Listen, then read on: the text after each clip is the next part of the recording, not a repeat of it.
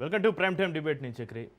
తెలంగాణ రాజకీయాలు ఇప్పుడు కొత్త ట్రెండ్ కనిపిస్తుంది. సభలు, ప్రెస్ మీట్లు, ఆరోపణలు, ప్రతి ఆరోపణలు దాటి ఇప్పుడు లేఖల రాజకీయాలు ప్రధాన చర్చగా మారాయి. రాష్ట్ర ప్రభుత్వం ఒకవైపు కేంద్రంపై ఒత్తిడి పెంచేందుకు లేఖలు రాస్తుంటే, ఇక ప్రతిపక్షాలు వాటినే రాజకీయ ఆయుధంగా మార్చుకుంటున్నాయి. ముఖ్యంగా రేవంత్ రెడ్డి వరుస లేఖలతో కేంద్ర ప్రభుత్వంపైన దాడి తీవ్రతరం చేశారు. ముఖ్యంగా తెలంగాణకు సంబంధించిన అభివృద్ధి ప్రాజెక్టులు, మెట్రో రెండో దశ, నీటి ప్రాజెక్టులు, ఆర్థిక సహకారం, కేంద్ర అనుమతులు వంటి అంశాల్లో కేంద్రం సహకరించడం లేదని ఆరోపిస్తున్నారు. కేంద్ర మంత్రి కిషన్ రెడ్డి రాష్ట్ర ప్రయోజనాల కంటే రాజకీయాలకు ప్రాధాన్యం ఇస్తున్నారని సీఎం విమర్శిస్తున్నారు.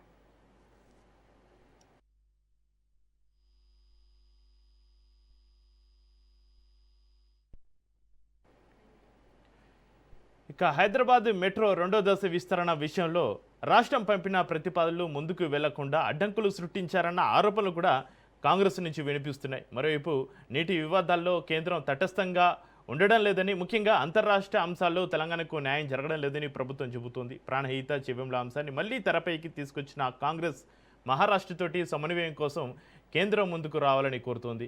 బీజేపీ పెద్దలు తమ రాజకీయ ప్రభావాన్ని ఉపయోగించి పరిష్కారం చూపాలని రాష్ట్ర ప్రభుత్వం కోరుతోంది.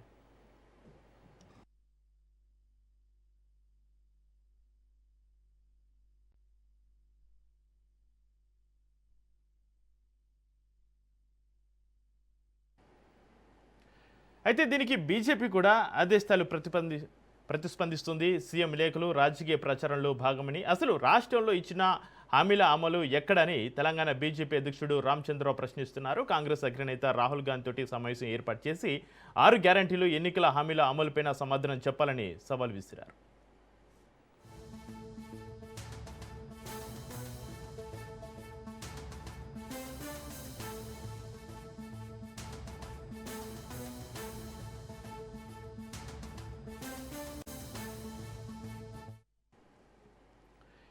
ఇక బీఆర్ఎస్ మాత్రం ఈ రెండు పార్టీలపైన ఒకేసారి విమర్శలు చేస్తుంది. కాంగ్రెస్, బీఆర్ఎస్ పరస్పర ఆరోపణలు ప్రజల దృష్టి మళ్లించే ప్రయత్నం అని చెబుతోంది.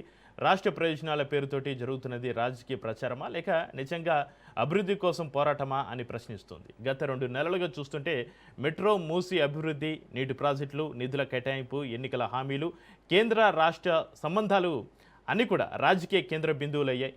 అసలు ప్రశ్న ఏంటంటే, లేఖలు రాస్తే అభివృద్ధి వస్తుందా, లేక చర్చలు, చొరవ, సమన్వయం అవసరమా?